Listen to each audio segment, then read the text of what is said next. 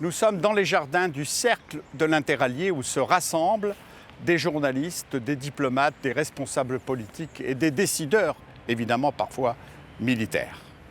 Le général de Gaulle, qui est toujours une référence, qualifiait l'Interallié d'ambassade de France à Paris. Il me paraît donc naturel de recevoir un ambassadeur de France, Maurice Gourdeau-Montagne, et vous verrez pas n'importe lequel, qui a été secrétaire général des Affaires étrangères et bien sûr Sherpa d'un président de la République, Jacques Chirac, c'est-à-dire son représentant personnel pour préparer les grands sommets politiques du G7, du G8. Vous avez été aussi le directeur de cabinet d'un Premier ministre, Alain Juppé, ambassadeur de France au Japon, dont vous parlez la langue, ambassadeur de France en Chine, ambassadeur de France à Berlin, dont vous parlez aussi la langue, et enfin à Londres, près de 4 ans, ambassadeur de France.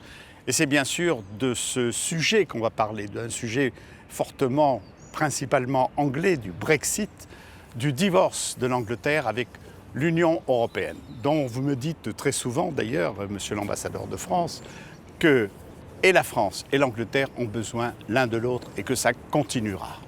C'est ce que vous allez nous démontrer dans quelques instants puisque nous allons poursuivre cette conversation dans un salon de l'Interallié.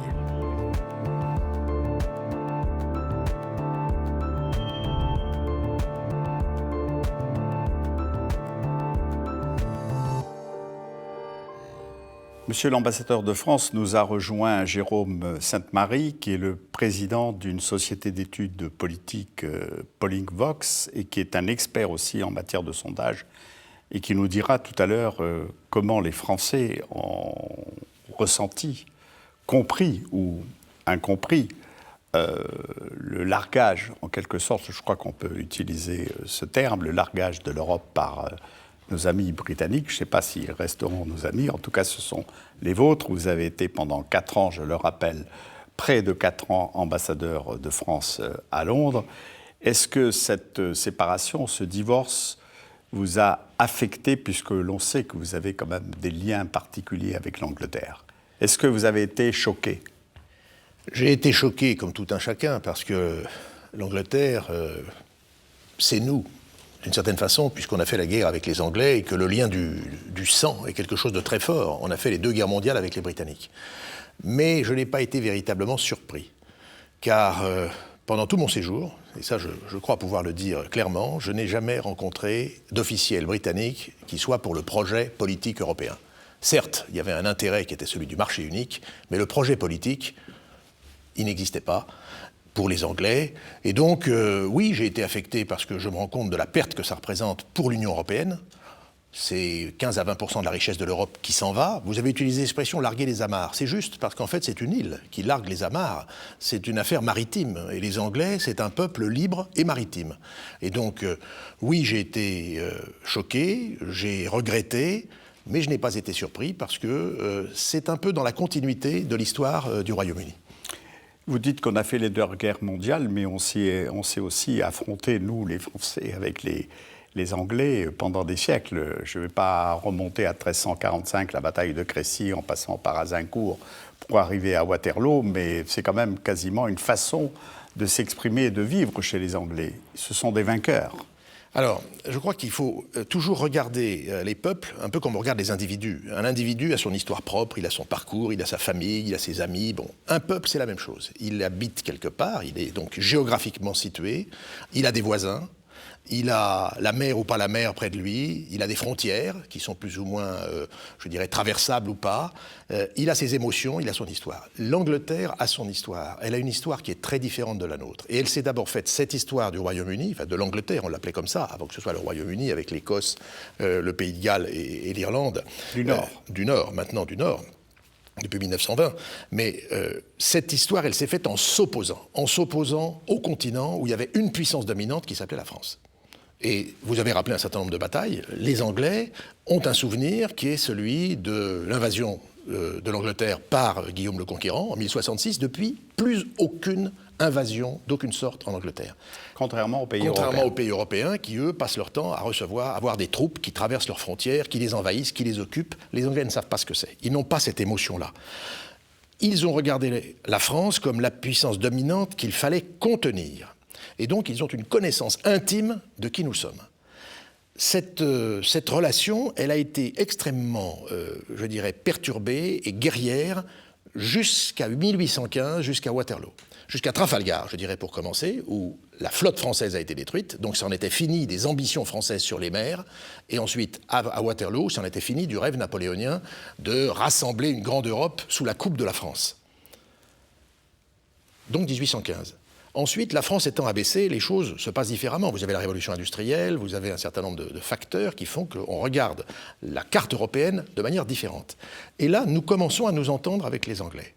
Et nous créons ensemble la Belgique, nous allons ensemble faire la guerre de Crimée, et nous arrivons jusqu'à l'entente cordiale face à la puissance montante qui était l'Allemagne. Nous nous allions, et nous sommes alliés en 1914, et nous sommes alliés plus tard contre les nazis en 1945.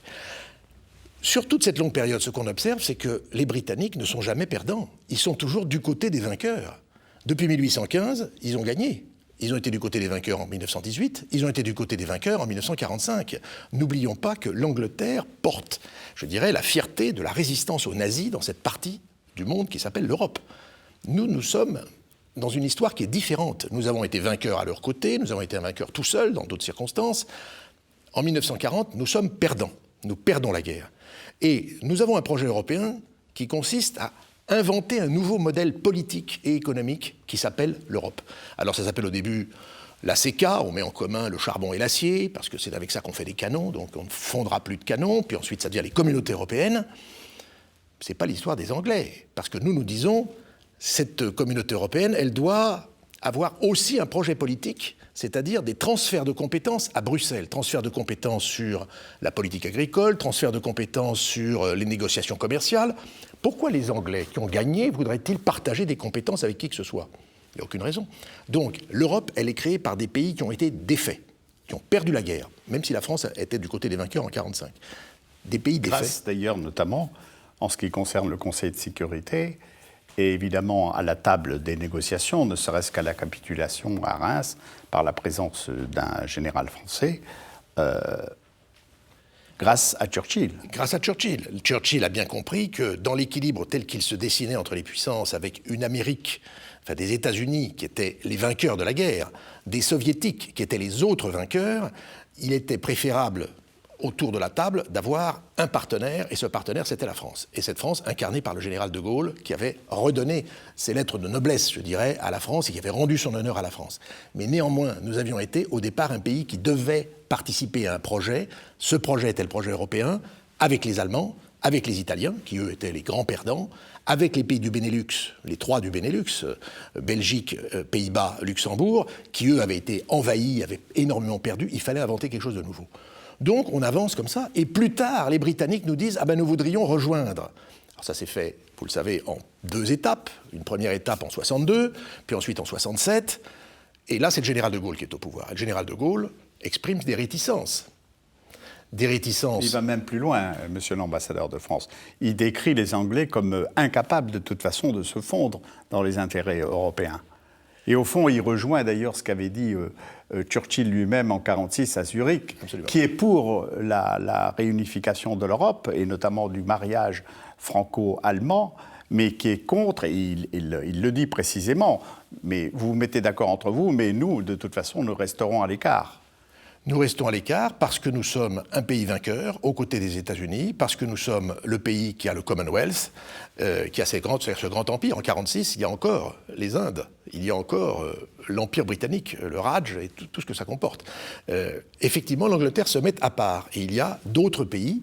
Et alors, quand les Britanniques, devant les difficultés économiques qui sont les leurs, se disent « Ah ben on va essayer de rejoindre l'Europe », le général de Gaulle regarde la carte. Il a ce réflexe que vous dites, il se souvient de 1946, l'Angleterre est à part, il invoque, dans un premier temps, à la première demande britannique, il invoque l'état d'impréparation dans lequel nous nous trouvons, et il regarde le fait que les Britanniques et les Américains sont extrêmement proches, notamment pour développer en commun des fusées, des missiles et l'arme nucléaire.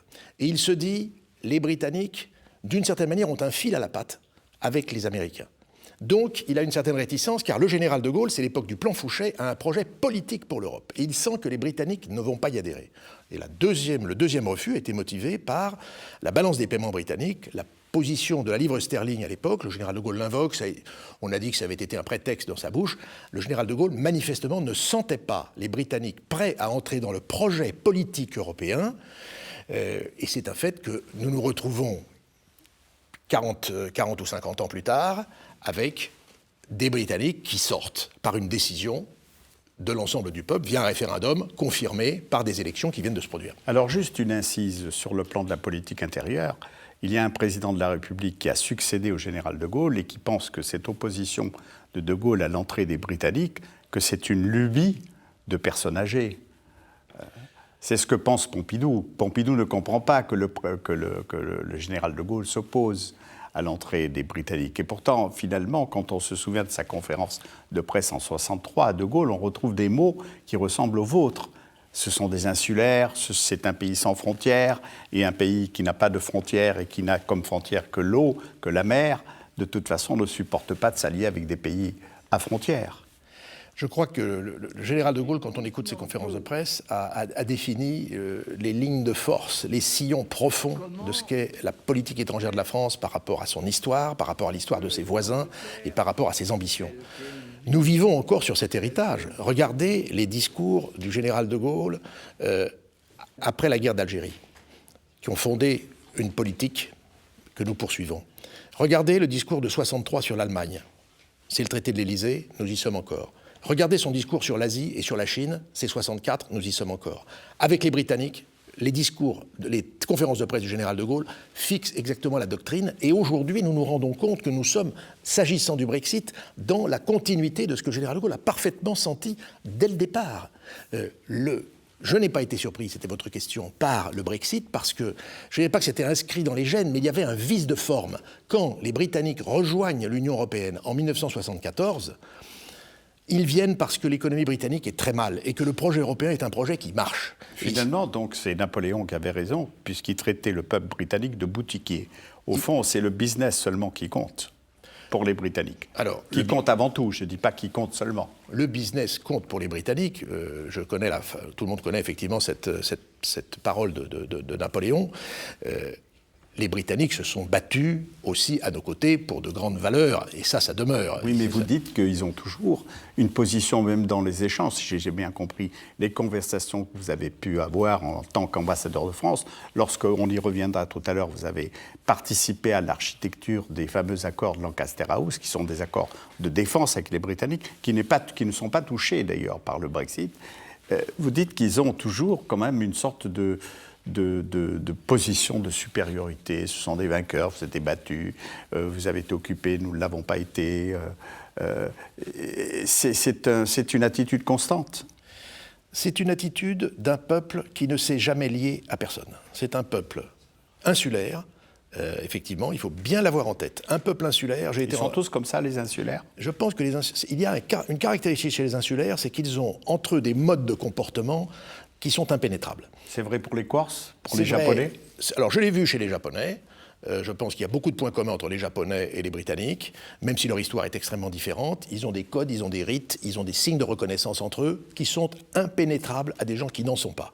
Vous parlez des Corses, je pense que l'insularité corse crée aussi un caractère corse particulier, alors qui est fondu dans la nation française, mais les Corses sont les Corses, ils sont insulaires. Et je crois qu'il y a des caractéristiques, et j'insiste bien, les rites, les rythmes, les codes. Et ça, c'est particulier aux Anglais. Les Anglais ont toujours refusé, je dis les Anglais, les Britanniques, ont toujours refusé de s'allier à qui que ce soit. Alors vous me direz, ils sont dans l'Alliance Atlantique. Oui, mais les Britanniques ont toujours leur quant à soi, et ils ont, comment dirais-je, ils ont une vision globale du monde qui est la leur propre. Ils se sont développés sur un pays qui n'était pas très riche. Il faut bien voir que l'Angleterre elle-même n'a pas de ressources considérables, ni agricoles. Elle avait des ressources minières, effectivement, qu'ils ont exploitées pour la révolution industrielle. Elle a eu des ressources, ensuite ils ont eu des ressources pétrolières. Mais globalement, ce n'est pas un pays très riche, l'Angleterre. C'est les Anglais, la communauté des Britanniques tous ensemble, un roi ou une reine que l'on suit, c'est une société dont il reste, je dirais, un caractère d'allégeance féodale, d'une certaine manière. Il y a un empilement, il y a des strates d'histoire anglaise qui n'ont jamais été je dirais, éliminée. C'est une construction dans la continuité, que nous n'avons pas. Nous avons les ruptures de la Révolution française et autres.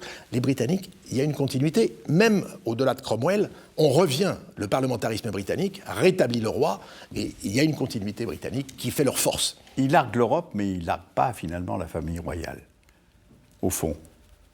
Ah ben certainement pas. Je pense que la famille royale... Il n'y a pas de constitution en Angleterre, mais il y a un roi ou une reine qui est, je dirais, le pilier central auquel, je dirais, tout le monde tient.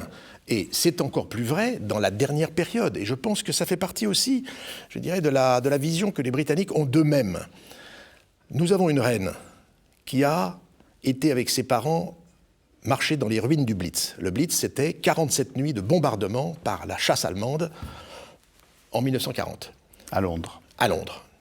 Courageusement, le roi et la reine d'Angleterre, George VI, et la reine Elisabeth de l'époque, sont restés. Et ils allaient avec leurs jeunes enfants dans les ruines, encourager les populations à tenir bon. Cette même reine, elle a accompagné la fin de l'Empire et la montée en puissance du Commonwealth. Elle a été de tous les heures et les malheurs du Royaume-Uni depuis 1953. Pour les Britanniques, elle est le point d'appui, le point central à travers les hauts et les bas du pays. Évidemment, les Britanniques tiennent à leur monarchie parce qu'elle est, je dirais, ce qui assure cette continuité à travers le temps, même si on a changé de dynastie en Angleterre, c'est pas le problème. Il y a un point d'appui, ça s'appelle la reine, et la reine est âgée. Je pense qu'en tant que Français, et nous nous intéressons beaucoup à la reine, moi j'ai accompagné la reine dans la visite qu'elle avait faite en 1992, je l'ai vue au moment de l'entente cordiale, je l'ai revue quand on était à Londres. Les Français aiment la reine, qui connaît la langue française, qui connaît notre culture, comme beaucoup d'Anglais nous connaissent bien. Le jour où la reine ne sera plus de ce monde, le traumatisme sera considérable. En Angleterre ? En Angleterre. En France ? Et ailleurs aussi, je pense que ce sera, je dirais, en termes d'équilibre, en termes d'incarnation de tout ce qui a été une période de notre histoire, elle porte énormément et elle l'a fait superbement. Monsieur l'ambassadeur de France, vous avez rappelé les longues années, les siècles d'affrontements avec les Britanniques. Ils ont eu le temps de nous étudier, de connaître notre caractère, nous aussi, évidemment. C'est une relation complémentaire l'une de l'autre. Et vous en avez souvent parlé dans le cadre de vos négociations ou de vos dîners ou de vos échanges avec les parlementaires, les hommes politiques, les industriels britanniques. J'ai été toujours très frappé par l'intimité de connaissance des Britanniques à notre égard. Ça m'a toujours frappé. Je me suis dit, pourquoi est-ce qu'ils nous connaissent si bien, alors que somme toute, nous les connaissons.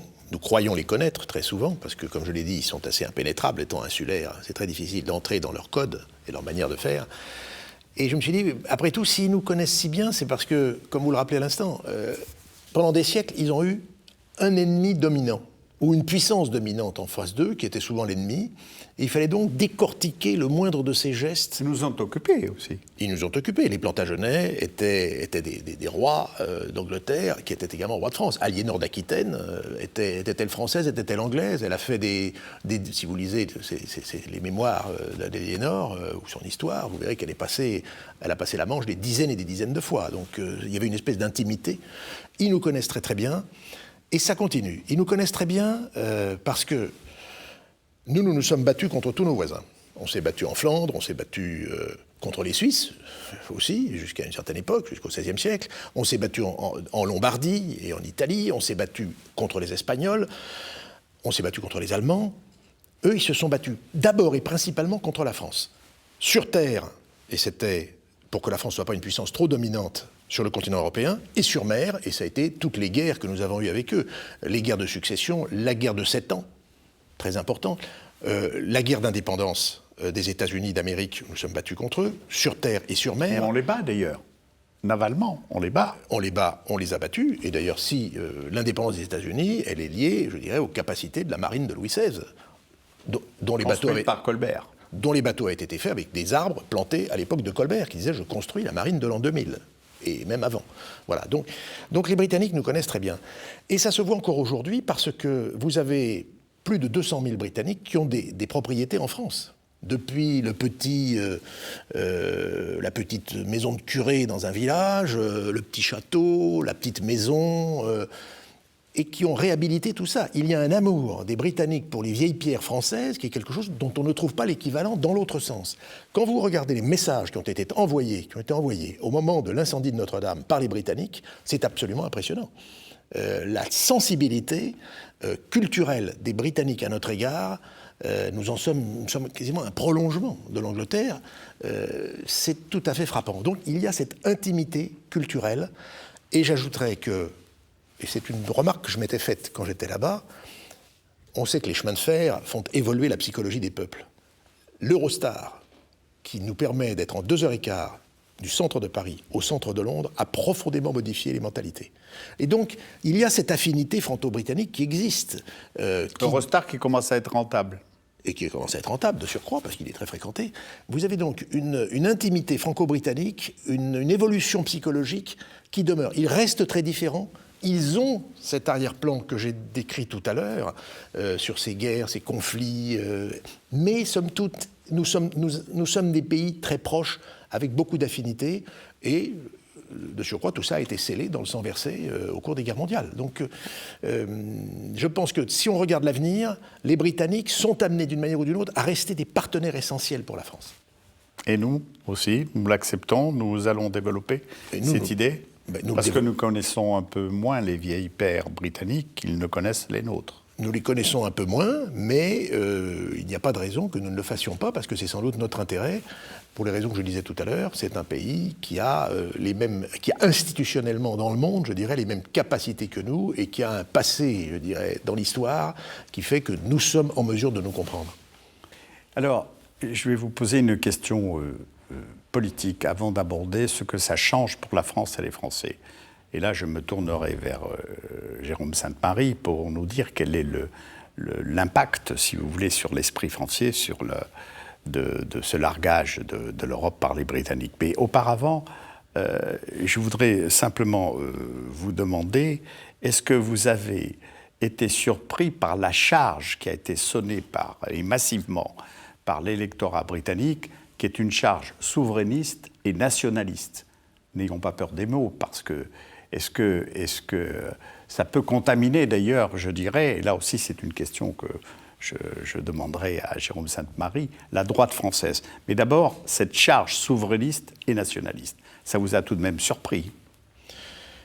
Alors, c'est intéressant de voir les choses comme cela, parce que l'Angleterre est un pays global, c'est un pays d'échange, c'est un pays qui vit, je dirais, de la respiration qu'il a avec le monde extérieur.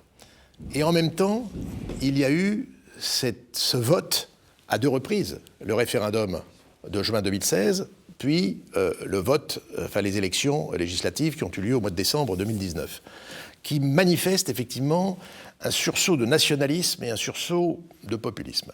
Je pense que c'est lié aussi à la globalisation. L'Angleterre d'aujourd'hui est un pays global, elle l'a toujours été par sa vision du monde, par les traces qu'elle a laissées dans le monde, par le système d'éducation qu'elle a implanté ici et là. Néanmoins, il y a un sentiment fort de différence anglaise. Et alors, on s'est interrogé sur les raisons qui ont amené à tout cela. Il y a une société britannique qui, je pense, est assez fragmentée. Elle est fragmentée parce que, d'abord, elle a été très ouverte à tous les vents. Elle en a tiré une force. Elle s'est occupée de ceux qui sont arrivés chez elle. Est-ce qu'elle s'en est occupée complètement? Elle l'a fait avec les libertés anglaises. Vous avez une éclosion du communautarisme en Angleterre qui est quelque chose de tout à fait fascinant et qui, d'un point de vue français, est très surprenant et, je dirais, serait même difficilement supportable. Les libertés anglaises font que le communautarisme est une chose qui est parfaitement admise. Vous voyez en Angleterre des gens qui défient, de mon point de vue, par exemple, le port du voile intégral en Angleterre, quelque chose qui n'est absolument pas remis en cause. Est-ce que c'est une bonne chose ou pas? C'est admis par les Anglais. Vous avez des implantations de population de l'extérieur, dans certaines villes, qui ont été perçues comme une pression sur les populations locales, qui se sentent abandonnées. Vous avez 2 Angleterres, ça a été dit longuement, ça a été beaucoup développé au moment du référendum sur le Brexit. Vous avez Londres, qui est une ville-monde, comme on dit maintenant, Et puis vous avez le reste. Je me suis promené beaucoup dans ces régions, ce qu'on appelle les Midlands, Birmingham, Manchester. Qui ont voté pour les conservateurs. Qui ont voté pour les conservateurs, mais qui ont voté à l'époque, qui ont voté pour le Brexit. Ce sont des régions d'où venait, je dirais, la richesse de l'Angleterre. Aujourd'hui, ce sont des régions qui se sont reprises. Il y a eu un gros effort des élus locaux, je pense aussi à Newcastle, par exemple, au sud de l'Écosse. Il y a eu un gros effort qui a été fait. Néanmoins, il y a un sentiment de perte de prestige, de perte de puissance, de laisser pour compte, d'être laissé de côté. Alors, ces villes-là, par exemple, Birmingham tient largement, il y a une université avec 30 000 étudiants. Bon, ce sont des villes qui gardent un certain éclat, mais ce n'est plus là que ça se passe. C'est à Londres que ça se passe. Et donc, il y a des mutations qui ont entraîné, effectivement, pour un pays qui est global, qui a une vision du monde, cette espèce de sentiment de repli qui se manifeste par le rejet de ce rattachement à l'Europe qui a duré 45 ans. Jérôme, comment les Français ont reçu, ont pris, ont analysé finalement ce divorce ? Alors je pense très différemment sur un point premier de la manière dont vous, monsieur l'ambassadeur de la France, vous l'avez ressenti, tout simplement parce qu'ils s'y intéressaient beaucoup moins, par définition, et surtout ils ont été très surpris. Parce qu'ils n'ont pas été préparés non plus, probablement par la couverture médiatique de la campagne, comme plus récemment, ils n'ont pas en France, ils n'ont pas été préparés en France non plus à la victoire des conservateurs par ce qui est dit sur le débat politique britannique par les journaux français, par la presse française en général, depuis 3 ans. Ils ont surtout été extrêmement surpris, les Français, parce que ce vote est allé contre une croyance fondamentale des Français par rapport à l'Europe, c'est-à-dire le caractère inéluctable. En quelque sorte, le sens de l'histoire, c'est l'intégration européenne, c'est tout pays qui est entré, et comment dirais-je, y est pour toujours, et tout pays européen qui n'y est pas encore, a vocation à y entrer. Cette roue de l'histoire, en quelque sorte, a semblé, aux yeux de beaucoup de Français, se mettre à bouger en sens inverse.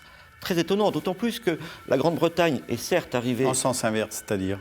C'est-à-dire qu'au lieu de se faire, l'Europe s'est défaite, partiellement. Et ça, c'est quelque chose... Vous savez, lors des référendums que nous avons connus en 92 et en 2005, c'était un argument très important pour le vote oui, de dire de toute façon, c'est le sens de l'histoire. Vous irez volontiers, vous irez à reculons, mais vous ne pouvez pas échapper à cela. C'était un argument subliminal ou parfois ouvert, mais très puissant. Là, aujourd'hui, les Français ont vu, donc, enfin il y a 3 ans, ils ont vu un pays très important qui est en Europe depuis longtemps, même si forcément l'opinion ne connaît pas très bien le calendrier et ne se rend pas forcément compte que la Grande-Bretagne est arrivée plus tardivement que d'autres pays, eh bien ce pays-là, qui, à mémoire d'homme, est là depuis toujours en fait en Europe, eh bien ce pays-là a choisi de partir. Alors au début, beaucoup se sont laissés convaincre par les médias que les Britanniques l'avaient fait un peu par erreur ou avaient été manipulés, en tout cas le regrettaient. Il y a un autre élément qui est apparu très surprenant pour l'opinion publique, c'est qu'il y a quelques années, la Grande-Bretagne c'était considéré comme le pays de la très grande réussite. Rappelez-vous, notamment à l'époque de Tony Blair, par exemple, il y avait une opposition systématique entre les blocages supposés de la société française et inversement, le dynamisme de la société britannique. Qui n'a pas entendu parler de ces milliers, dizaines de milliers, centaines de milliers, je ne sais plus, de cadres et d'étudiants ambitieux quittant la France pour aller s'installer en Grande-Bretagne. C'est pas tout à fait faux, mais on ne s'est pas rendu compte qu'ils allaient surtout à Londres, précisément. Ça, c'est le deuxième point. Troisième élément, même si les Français connaissent mal la vie politique britannique, et qui est de fait très différente dans son fonctionnement de la nôtre, ils n'ont pas identifié en Grande-Bretagne de partis particulièrement extrémistes. Inversement, quand on voit ce qui se passe en Italie, par exemple, les gens se disent tiens, la Ligue du Nord, puis maintenant la Ligue tout court, a une image beaucoup plus extrémiste. La Grande-Bretagne apparaît aux yeux des Français depuis très longtemps, depuis des siècles, comme un lieu de modération politique, de très grand libéralisme, de très grande courtoisie du débat. Et il se dit comment ce pays, si européen a priori, si dynamique économiquement et si modéré politiquement, comment ce pays a pu faire ce choix qui, chez nous, est identifié au populisme et à l'extrémisme. Voilà, je crois, les 3 éléments fondamentaux de la réaction française. Je voudrais vous poser une question sur les jeunes Français. Est-ce que l'identité européenne est ancrée dans l'esprit des jeunes Français ? Est-ce que ça progresse ou ça recule ? Alors, chez les jeunes Français, c'est l'identité européenne recule. Paradoxalement, ça n'a pas toujours été le cas, mais paradoxalement, désormais, c'était très net lors du référendum de 2005, eh bien, plus on était âgé et plus on votait pour le oui, dans des proportions très importantes. Or, en Grande-Bretagne, les Français ne le savent pas forcément, c'est exactement le contraire. C'est-à-dire, c'est, je crois, à partir de 60 ans que le Leave, que le départ, l'emporte, et jusqu'à 60 ans, les Britanniques, donc, dans la force de l'âge ou jeunes, eh bien, eux, souhaitaient plutôt le maintien dans l'Europe. Donc ça c'est une différence majeure. Alors évidemment, même en France et en Grande-Bretagne aussi, quand on parle de la jeunesse, c'est un mot un peu facile, parce que les jeunes diplômés en France, par exemple, eux soutiennent toujours la construction européenne. Par contre, ceux qui sont déjà sur le marché du travail et parfois au chômage, eux, ils ont voté massivement non. C'est avant tout cette idée que, monsieur l'ambassadeur, vous avez développée tout à l'heure, cette idée tout simplement du désir de souveraineté. Pourquoi est-ce que les décisions qui concernent la Grande-Bretagne vont être prises désormais ailleurs, sur le continent, et en y étant, comment dirais-je, de moins en moins associés? Donc cette idée de fédéralisme européen, grosso modo, était tout à fait rejetée. Qu'il n'est qu'une perception, parce qu'en fait, la réalité des décisions européennes, c'est qu'elles sont prises par les États membres au sein des institutions européennes, où chacun a son mot à dire, où on est représenté, chaque gouvernement est représenté. Mais la perception est bien celle-là. Tout à fait. Mais moi, je m'en tiens justement à l'écume des choses et à la formation des opinions. Le second élément, il faut insister beaucoup là-dessus, c'est quand même la question de l'immigration. Avec, pour la Grande-Bretagne, me semble-t-il, la question de l'immigration extra-européenne, et donc des enjeux aussi culturels, mais aussi, j'ai cru lire dans ces études-là, que la question de l'immigration intra-européenne, notamment l'arrivée de gens venus de pays situés à l'est de l'Union européenne, eh bien, là, c'est Pologne, Hongrois, voilà, Pologne, Lituanie, Bulgarie, enfin les pays baltes beaucoup, Pologne, République tchèque, Europe centrale. Et donc là, avec une question qui se pose surtout en termes de concurrence sur l'emploi, et sur les emplois justement de gens plutôt les cols bleus, on va dire. C'est-à-dire les fameux plombiers et tous les petits métiers. C'est une thématique qui avait été un peu développée d'ailleurs en 2005 en France, mais qui là, semble-t-il, avait beaucoup plus d'ampleur. Il y avait aussi un troisième point qui est complémentaire du premier, c'est l'idée qui s'est développée que le fait d'être dans l'Europe ne permettait pas réellement aux Britanniques de changer l'Europe. C'est-à-dire que l'espérance en disant, bon, on joue le jeu et on pourra modifier un peu les règles du jeu de l'intérieur, cette idée-là s'est estompée, et donc les Britanniques avaient l'impression d'être pris dans un navire dont ils ne maîtrisaient absolument pas la direction ni le rythme. Quand on examine les 4 refus, finalement, de l'électorat anglais, qui, je le rappelle, une fois de plus, a voté massivement pour les Tories, les conservateurs, c'est l'Angleterre périphérique, c'est l'immigration dont les députés conservateurs, je le rappelle, disent qu'elle désagrège l'identité anglaise, la désindustrialisation qui détruit les emplois ouvriers et l'autorité des technocrates de Bruxelles et des juges européens. L'identité, le social et la souveraineté. Vous avez prononcé le mot de souveraineté. Je crois que la souveraineté résume l'ensemble.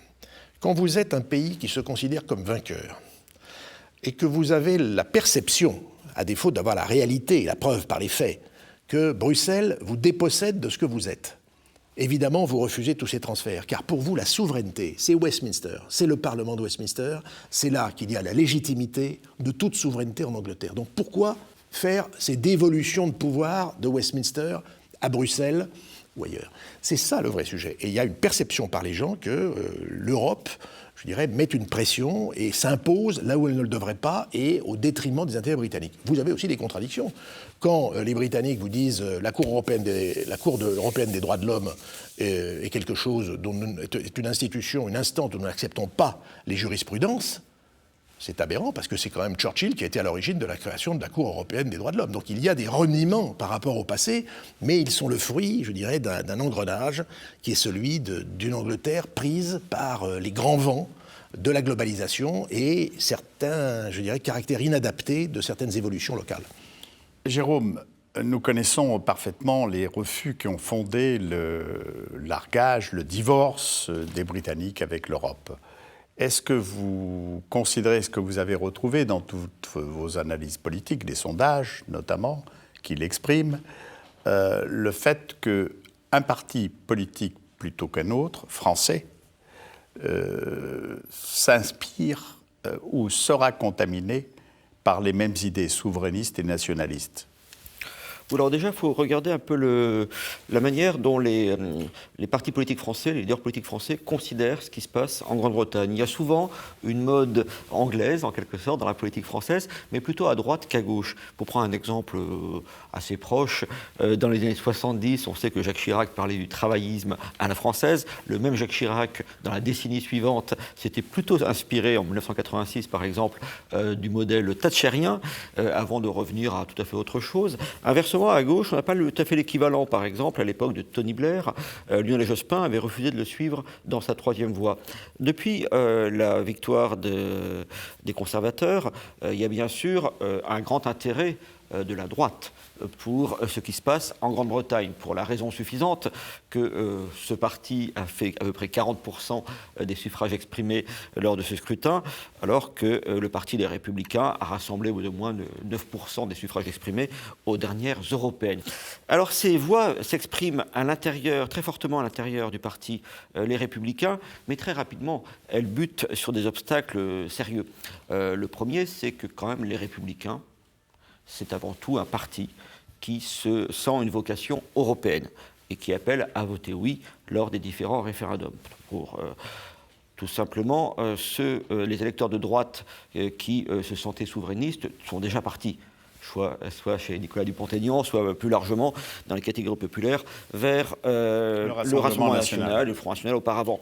Il y a aussi autre chose, en dehors du succès des conservateurs, mais qui est un peu connexe, qui joue dans cet intérêt de la droite française pour Boris Johnson. C'est le fait que c'est un vote, le vote conservateur, qui est très marqué par l'âge des électeurs, c'est-à-dire que, grosso modo, un jeune Britannique a une chance sur 5 de voter pour les conservateurs, alors que c'est le cas de 66% des électeurs britanniques à la retraite. Donc vous voyez, c'est vraiment très très marqué. Ça, c'est commun avec la France. Mais il y a quelque chose de différent. C'est que quand on regarde le vote conservateur, c'est très disparate au niveau sociologique. On a beaucoup insisté sur la conquête par le parti de Boris Johnson de circonscriptions de tradition ouvrière, mais en réalité, il a aussi conservé pas mal de circonscriptions traditionnelles de la droite qui, elles, sont beaucoup plus prospères. On n'a pas ça en France. En France, effectivement, on a un enclavement désormais de la droite classique sur des catégories âgées et surtout sur des catégories de propriétaires, de catégories relativement élevées. Pour dire les choses autrement, la droite française a totalement perdu les catégories populaires.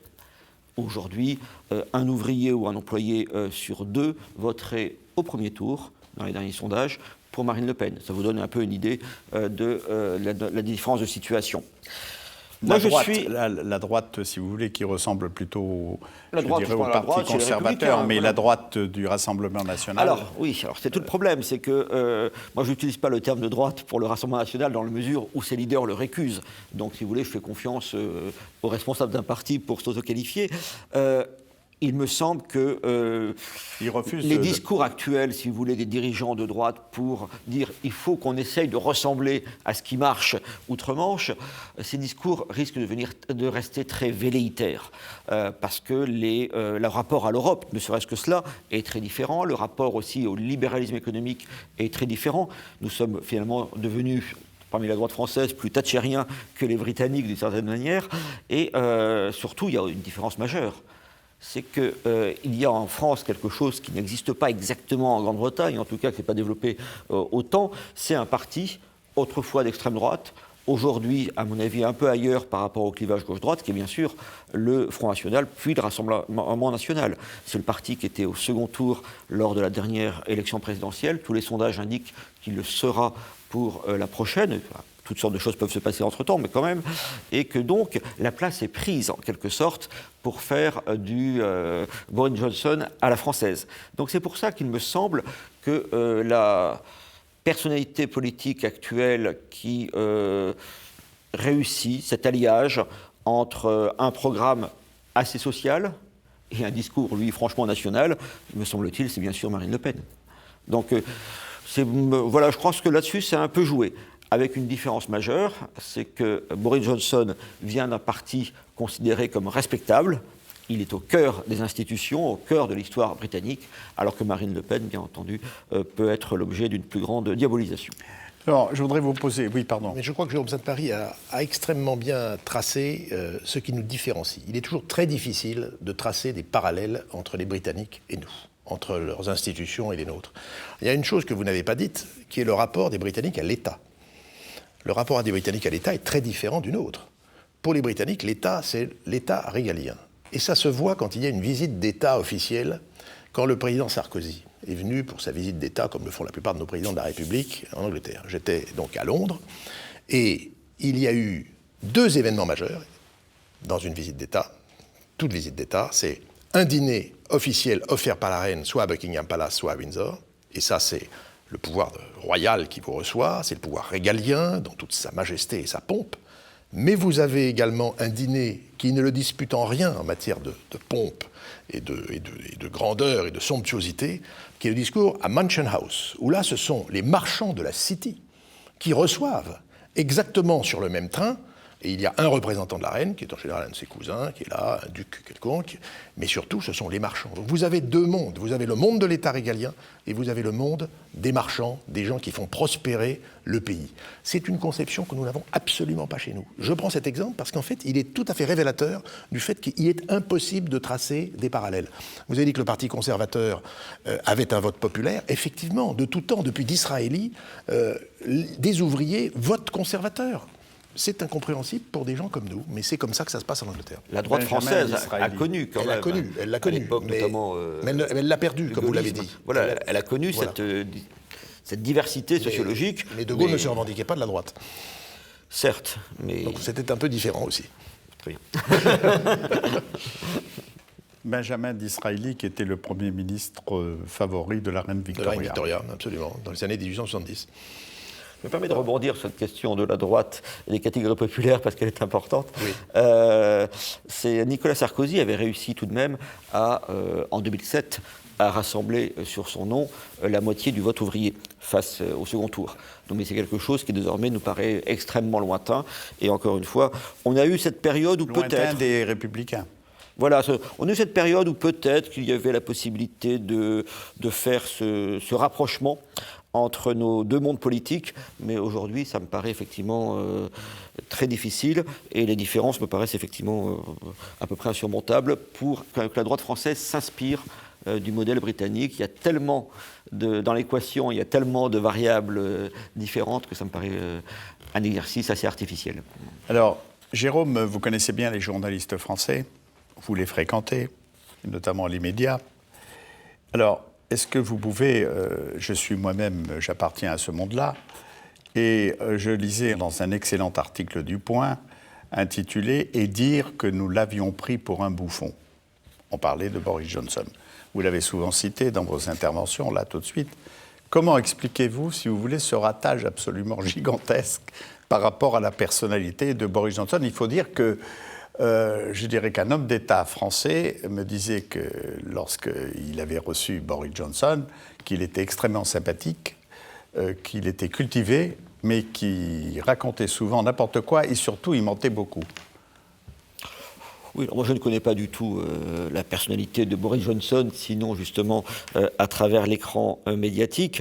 Ce qui me paraît notable et préoccupant en réalité pour l'information des Français sur ces questions-là, c'est que les médias français, donc pas seulement la presse, ont quelques articles de foi, si vous voulez, il y a quelques points qui doivent être marqués en quelque sorte pour rester dans le courant. Et parmi ces points-là, un des plus importants, sinon le plus important, c'est d'afficher en permanence son attachement à la construction européenne. Ça pose un problème très démocratique important lorsqu'il y a des référendums, comme en 92 ou en 2005, puisqu'effectivement, le point de vue du non était à peu près jamais défendu, sinon par ses propres partisans, et était très volontiers stigmatisé. Et toute personnalité d'ailleurs jugée respectable, mais qui se prononçait pour le non, je pense à Laurent Fabius, voyait son portrait dans les médias se transformer de manière quasiment instantanée. Cette stigmatisation a franchi la Manche, symboliquement, et c'est vrai que depuis que la campagne du Brexit avait été suivie, mais pas tant que cela, mais ça avait été une telle surprise que l'explication qui avait été proposée aux Français était celle quasiment de la distraction des Britanniques. Ils avaient voté par erreur, ou bien ils avaient été abusés par des bobards ou des fake news, si on préfère. Enfin bref, et quoi qu'il arrive, quels étaient les motifs de ce vote malheureux, ils le regrettaient déjà. Et là, en plus, effectivement, pendant 3 ans, le spectacle vu de Paris était celui d'un pays n'arrivant pas à gérer son vote, n'arrivant pas à régler cette question du Brexit, ce qui était très rassurant. Et de ce point de vue-là, la victoire de Boris Johnson et de son parti a été une catastrophe pour ce discours médiatique français. Bon, j'explique, si vous voulez, comme effectivement le fait que le rapport à l'Europe est aujourd'hui en France tellement lié à la condition sociale des gens, tellement lié à leur niveau de diplôme, que exprimer un point de vue qui ne soit pas très favorable à la construction européenne telle qu'elle se fait vous déclasse. Vous déclasse socialement, vous déclasse intellectuellement, et puis de fait, vous déclasse médiatiquement. J'espère que ce qui se passe en Grande-Bretagne nous permettra justement, parce que ce que vous dites sur les médias concerne également les commentateurs, comme je peux l'être, ou même les sondeurs, que ça nous permettra d'apporter un peu plus de complexité, si vous voulez, dans la présentation des choses. Mais qu'est-ce que ça change pour nous, les Français, le départ de l'Angleterre ? Mais ça change... La relation, il y a 2 choses. Il y a d'une part l'Angleterre dans l'Europe, et puis il y a la relation bilatérale entre la France et le Royaume-Uni. Cette relation bilatérale, je crois qu'on peut dire qu'elle va globalement se maintenir. Mais vous me dites souvent d'ailleurs que et la France et l'Angleterre ont besoin de l'un de l'autre. Alors, justement, et que ça ne changera pas. Alors on a besoin les uns des autres parce qu'on a des échanges. On a environ 140 milliards d'échanges chaque année, on a des investissements, on a des recherches communes. EDF, pour ne parler que d'EDF, EDF développe 2 EPR, des réacteurs nucléaires à Hinkley Point. EDF, qui a racheté British Energy, produit 30% de l'électricité britannique, chose qui n'est pas connue. Nous avons un marché bilatéral avec le Royaume-Uni. Donc ça, c'est important. Ça ne changera pas, ça ne devrait pas changer. Sur le plan de la défense, là, c'est le point central. Nous avons des accords que vous avez rappelés tout à l'heure, depuis 2010, qui s'appellent les accords de Lancaster House, dans lesquels on décide que, puisque nous sommes les seuls pays qui ont une vraie capacité de projection de force, de mettre nos moyens ensemble. Rappelons que nous sommes les 2 seuls pays européens qui maîtrisons la dissuasion nucléaire. Alors, justement, j'y viens.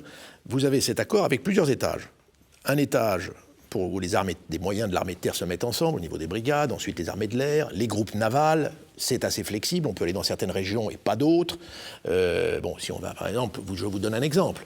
Si nos amis britanniques décident d'aller faire, avec un groupe naval, une tournée vers les Malouines, nous ne nous joindrons pas à l'exercice. Donc ça donne un certain nombre de souplesses, nous avons nos sensibilités. Les Argentins ont essayé.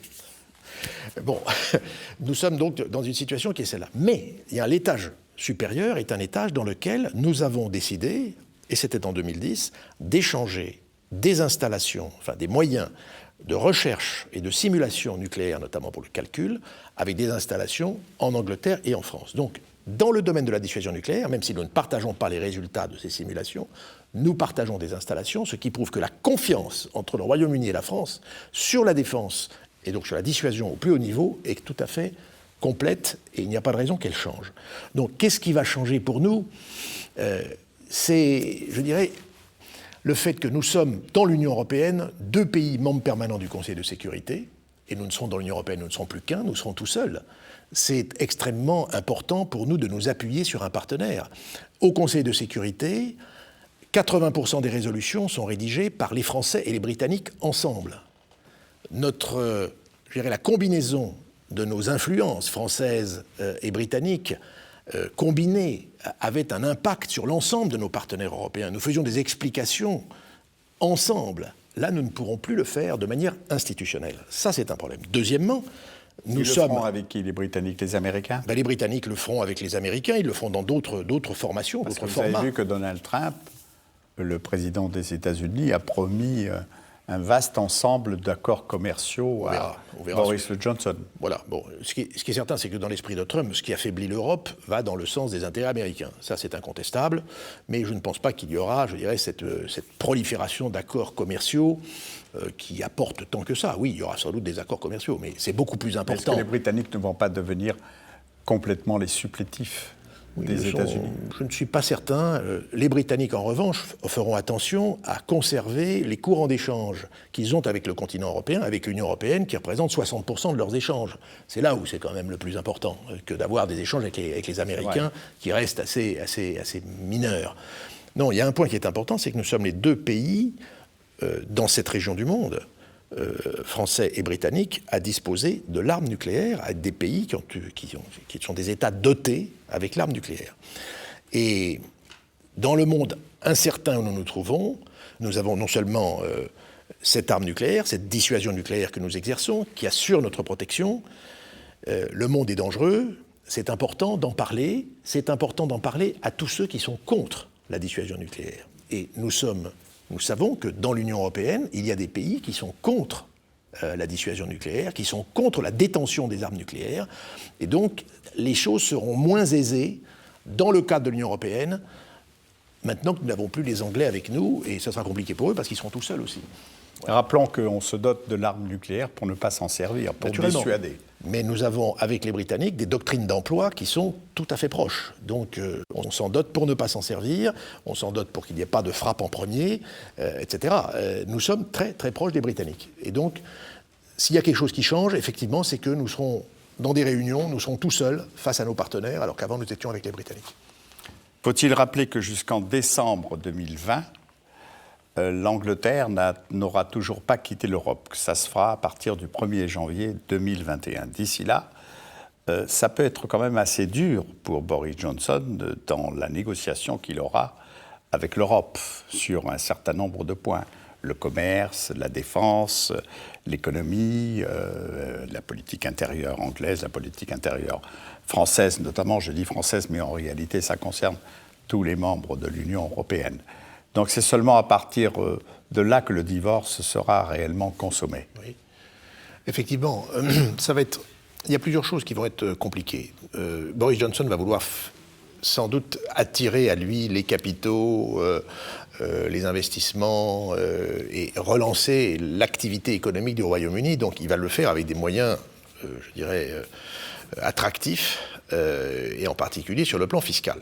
Et on dit de lui qu'il a l'ambition de faire de Londres le Singapour européen. Voilà, c'est un slogan, effectivement, Singapour, je crois que c'est un slogan un peu usurpé ou décalé par rapport à la réalité de ce qu'est réellement Singapour et de ce qu'est le Royaume-Uni. Il va falloir que nous soyons, et la présidente de la Commission européenne l'a bien dit, extrêmement vigilants sur la manière dont les Britanniques vont vouloir réclamer un courant d'échange avec nous en ayant des règles qui ne seront pas admissibles par nous, notamment sur la circulation des biens, sur la circulation des capitaux, sur la circulation des personnes. Donc les Britanniques ne vont pas avoir tout. Ça, c'est un point qu'il faut avoir en permanence à l'esprit et qui va être extrêmement difficile à gérer. Les Britanniques s'attendent à pouvoir monter des échanges commerciaux avec le monde entier. Qu'ont-ils réellement à offrir ? Il y a la City. La City avait ce qu'on appelait le passeport européen. Le passeport européen, ça lui permettait de faire des transactions sur l'euro, alors même qu'elle n'appartenait pas à la zone euro. Il a été dit de manière très claire que la City n'aurait plus le passeport européen. Donc il va falloir que sur le plan de l'activité financière, le savoir-faire de la City se reconvertisse sur autre chose. Donc les Britanniques vont avoir à inventer beaucoup de choses. Il y a un dernier point que je voulais évoquer, qui n'est pas une question qui nous concerne nous directement, mais qui concerne les Britanniques eux-mêmes. C'est la question de l'Irlande du Nord. L'Irlande du Nord, c'est le sujet qui a hanté la politique intérieure britannique depuis 500 ans. 500 ans. On n'en parle plus aujourd'hui parce qu'on a oublié tout ça depuis les fameux accords du Vendredi Saint qui ont permis de régler le problème et du fait notamment de l'entrée de l'Irlande dans l'Union européenne. Donc on a l'entrée de l'Irlande dans l'Union européenne qui a... C'est un bienfait de l'Union européenne, les Britanniques l'oublient d'ailleurs. Exactement, qu'il a mis sur un pied d'égalité avec le reste de l'Europe et aussi avec les Anglais. Et puis vous avez les accords du Vendredi Saint qui sont d'une nature particulière et qui règlent le problème entre les unionistes protestants et les catholiques. Pourquoi? Parce que la frontière était devenue totalement insensible. Il y avait la même réglementation, le même régime réglementaire entre le Royaume-Uni et la République d'Irlande, et donc c'était très simple. Aujourd'hui, le Royaume-Uni reprend ses billes, ce qui veut dire que potentiellement il se recrée une frontière entre l'Irlande du Nord et la République d'Irlande. Pour l'instant, on est dans une période qui est un peu floue et qu'il va falloir clarifier à l'échéance que vous décrivez, qu'est-ce qui va se passer. Donc là, il y a une grande inconnue. Alors, ce qu'on sait, c'est que la population catholique continue à augmenter, la population protestante moins, qu'à un certain moment, il peut y avoir un référendum d'absorption de l'Irlande du Nord dans la République d'Irlande. On va revenir à l'Irlande de Valeyras. On reviendrait à l'Irlande, une Irlande unie, effectivement, de tous les côtés. Ce qui va être très difficile, c'est qu'il y aura des résistances, évidemment. Les unionistes vont résister. Vous avez un parti, le DUP, qui est le parti qui gouverne en Irlande du Nord, qui est un parti protestant, et qui a été confirmé, même s'il a perdu, je crois, 1 ou 2 sièges, c'est un parti qui a été confirmé. Il était dans l'alliance avec Madame Thérèse, de la coalition avec Mme Theresa May. Donc là, il y a une incertitude sur cette situation. Je rappelle quand même qu'au début de l'année 2019, il y a eu des attentats, des reprises d'attentats par une branche renouvelée de l'IRA, dont on se souvient des méfaits et des attentats de toute nature, de tout ce qui a été fait dans les années 80. Le New Era a tué une journaliste, si je me souviens bien, et a échoué dans des tentatives d'attentats. Donc c'est une situation extrêmement difficile. Elle a été laissée de côté pendant toute la période du Brexit. On la redécouvre maintenant. Je souhaite ardemment que ça ne prenne pas un tour sanglant, comme ça a pu être le cas dans les relations entre l'Irlande du Nord et le Royaume-Uni dans le passé. C'est une affaire qui est, à mon avis, le gros point d'interrogation. Voilà, je crois que, Monsieur l'ambassadeur de France, Jérôme Sainte-Marie, nous avons fait le tour, je l'espère, de la question du Brexit, de ce divorce de l'Angleterre avec l'Europe, qui sera consommé au 1er janvier 2021. La route est longue encore et même difficile pour trouver un certain nombre d'accords entre l'Angleterre et évidemment l'Europe, l'Union européenne. Je vous remercie de votre attention.